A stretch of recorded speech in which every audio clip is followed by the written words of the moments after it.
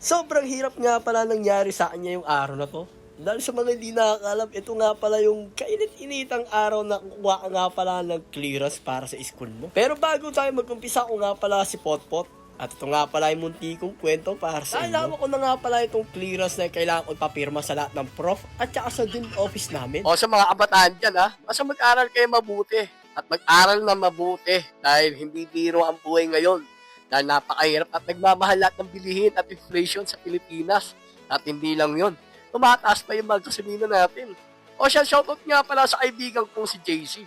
Kasama ko nga pala siya para magpa-clearance. Dahil doon, ay pumunta na nga pala kami sa munisipyo para makakuha kami ng permit niya. Dahil kailangan na kailangan niya para maka-graduate siya. Para doon may kita ko talagang wala siyang balance sa school or wala siyang problema sa school. Pero bago yun, napapiro pa nga kami kay ate. Ang sabi ko, ate, pabili kami ng 3 yelo. Napatawa tuloy yung mga kabataan at yung mga tropa natin dito. Maliban doon, ay sobrang haba nga pala ng pila ng ayuda.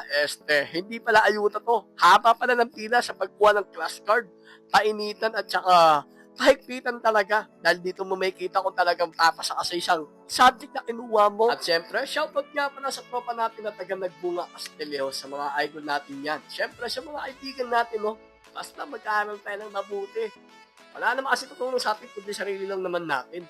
Maliban sa atin, siguro yung mga magulang at kapatid natin. Hindi pa nga yun eh. Minsan yung mga kapatid natin, hindi na tayo matulungan. Dahil may sarili-sarili na silang mga pamilya or mga anak. O siya, paano? Ako nga pala si Potpot.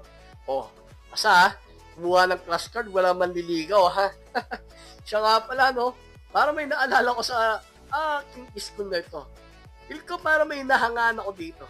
O siya, hanggang dito na nga ang kwento. Ako nga pala si Potpot. Hi, kahit mainit, tuloy lang sa buhay. Basta magsipag at huwag gagawa ng kalokohan.